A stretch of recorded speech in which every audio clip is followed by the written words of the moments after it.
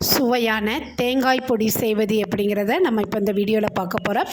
அதுக்கு ஒரு ஸ்பூன் எண்ணெய் ஊற்றி 100 கிராம் துவரம்பருப்பை வந்து நல்லா வறுத்து எடுத்துக்கோங்க. பாதி வறுத்ததுக்கு அப்புறமா நம்ம 100 கிராம் உளுந்து அதையும் இது கூட போட்டுக்கிடலாம். சின்ன துண்டு புளி அதையும் போட்டு நல்லா வறுத்து எடுத்துக்கோங்க. கருகிடக்கூடாது. இந்த அளவுக்கு ப்ரௌன் கலர் ஆகந்தட்டி நல்லா வறுத்து எடுத்துக்கோங்க. இப்போது துருவி வச்சுருக்கிற அரைமுறி தேங்காய், இது கூடவே காரத்துக்கு ஏற்ற மாதிரி நீங்கள் வத்தல் போட்டு வறுத்துக்கோங்க. நான் 3 வத்தல் போட்டு வறுத்து எடுத்துக்கிறேன். இதையும் நல்லா கருகாமடி இந்த பக்குவத்துக்கு நல்லா வறுத்து எடுத்துக்கோங்க.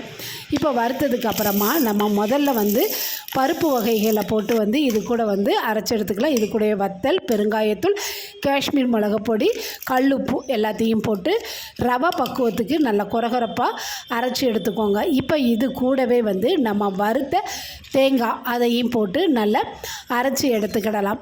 இதை அரைச்சி எடுத்தாச்சு. இந்த பக்குவத்துக்கு இருக்குங்க. இதனுடைய டேஸ்ட்டே நல்லா சூப்பராக இருக்கும். இதை வாசனையும் நல்லாயிருக்கும்.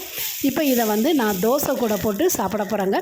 தோசை சுட்டு அதுக்கு மேலே பரவலாக இந்த மாதிரி இந்த தேங்காய் பொடியை இப்போ போட்டுக்கோங்க. இப்போ இது கூடவே 2 ஸ்பூன் நான் நெய்யை ஊற்றிருக்கிறேன். இந்த மாதிரி நல்லா பரப்பி போட்டு எடுத்துக்கோங்க. இதை தோசைக்கு மட்டும் இல்லைங்க, சாதத்து கூடையும் போட்டு இது மேலே 1 ஸ்பூன் நெய் ஊற்றி சாப்பிட்டு பாருங்கள். டேஸ்ட்டு சும்மா அட்டகாசமாக இருக்குங்க. இதை 10 நாளைக்கு ஸ்டோர் பண்ணி வச்சுக்கிடலாம், கெட்டு போகாது. கண்டிப்பாக நீங்களும் இந்த மாதிரி ட்ரை பண்ணி பாருங்கள். இந்த வீடியோ பிடிச்சிருந்தால் லைக் பண்ணுங்கள், ஷேர் பண்ணுங்கள்.